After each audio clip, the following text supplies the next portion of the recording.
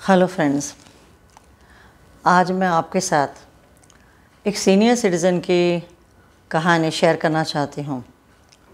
उनका नाम था रमेश कुलकर्णी। वो विरार में एक सीनियर होम में रहते थे। उसके पहले वो एक अकाउंटेंट थे, मगर 60 साल की उम्र में वो रिटायर हो गए और बिल्कुल अकेले हो गए, क्योंकि उनकी बीवी तो बहुत पहले गुज़र चुकी थी और उनका कोई बच्चा भी नहीं था। अब रिश्तेदारों ने कुछ वक्त तक उनका ख्याल रखा, उनको कंपनी दिया, मगर कोई किसी का ख्याल कितना रख सकता है।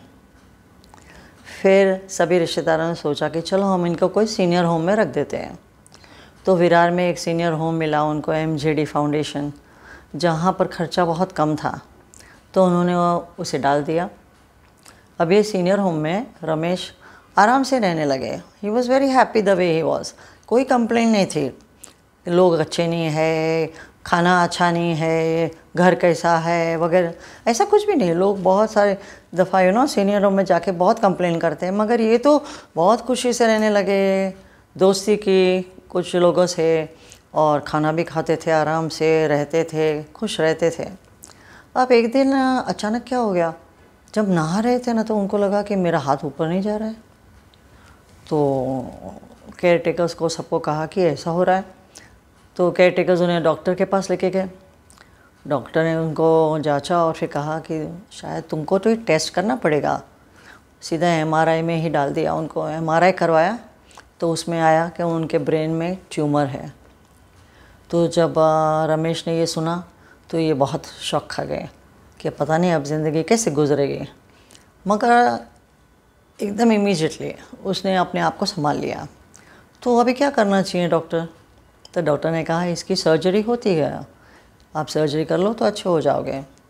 80,000 का खर्चा है। रमेश ने सोचा मेरे पास तो सेविंग्स है, किस लिए है? मेरे लिए ही है ना, मुझे तो जीना है, तो अच्छी रीत से जीना है। तो उन्होंने होम में जाके भी फ्रेंड्स लोग से भी बात की, तो उन्होंने भी कहा हाँ हाँ सर्जरी करवा लो तो अच्छे हो जाओगे।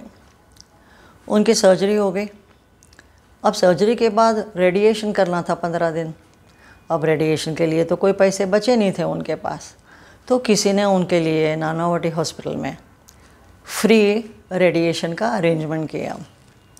अब विरार से नानावटी सिर पे पट्टा बांधे हुए वो हर रोज़ आते थे कि देखो विरार से नानावटी पहुँचो तो कम से कम 2 घंटा तो लगेगा। वो सीनियर होम से रिक्शा लेके स्टेशन आओ, ट्रेन पकड़ो, ट्रेन में 1 घंटा, फिर वहाँ से सांता क्रूज से नानावटी आओ। मगर उनको जीना था तो वो तकलीफ़ तो लेना ही पड़ेगा। उन्होंने सोचा 15 दिन में रेडिएशन भी हो गया और अच्छे हो गए, मस्त हो गए, अच्छे, फिर से खुशी खुशी खुशी सब कुछ करने लगे। कुछ महीने गए ना, फिर क्या हुआ, एक दफ़ा उन्होंने रियलाइज़ किया कि मेरे दोनों हाथ ऊपर नहीं जा रहे। फिर से डॉक्टर के पास गए तो डॉक्टर ने कहा ये तुम्हारा ट्यूमर तो बहुत कुछ अजब गजब है, बहुत फास्ट बढ़ रहा है, सर्जरी कराना पड़ेगा। अब रमेश ने सोचा अब दूसरी सर्जरी कैसे कराऊं, पहले तो पैसे ही नहीं है मेरे पास।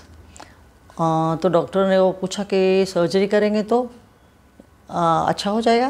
डॉक्टर ने कहा देखो सर्जरी करोगे ना तो इसके बाद आप 6 महीना जियोगे, सर्जरी नहीं करोगे तो 3 महीना जियोगे। रमेश सोचने लगे, दोस्तों से भी जाके पूछा, दोस्तों ने भी कहा सेकंड सर्जरी के लिए पैसे कहाँ से लाओगे? मगर रमेश ने क्या सोचा कि 6 महीना जीऊँ या 3 महीना जीऊँ, क्या फ़र्क है, जितना भी वक्त है उतना मैं जी लूँ, बस। तो सर्जरी नहीं करवाया और ऐसे ही जीने लग गए। धीरे धीरे धीरे उनका शरीर थोड़ा ढीला होता गया, बिस्तर पे आ गए। अभी जो केयरटेकर्स थे उन्होंने सोचा कि अभी तो उनका ख्याल रखना बहुत मुश्किल है, तो उनको बांद्रा में माउंट मेरी रोड पे एक हॉस्पिस है जहाँ टर्मिनली इल पेशेंट्स को रखते हैं, वहाँ उनको दाखिल कर दिया। वहाँ पर भी वो खुश थे, आजू बाजू सभी पेशेंट्स लोग से थोड़ी बातें चीतें करते थे। धीरे धीरे धीरे बस ख़त्म होने लग गए और एक दिन बस दुनिया छोड़ के चले गए। इसके बारे में मैंने जब सोचा तो कैसा है ज़िंदगी तो हम जीते हैं, बराबर है, खुशी से जीना चाहिए, मगर जब मौत करीब आती है तो उसको भी एक्सेप्ट कर लें। वक्त की डोर को थामे रहे मजबूती से, वक्त की डोर को थामे रहे मजबूती से, और जब वो छूट गया तो उसका अफसोस भी ना हुआ। कैसा लगा आपको ये?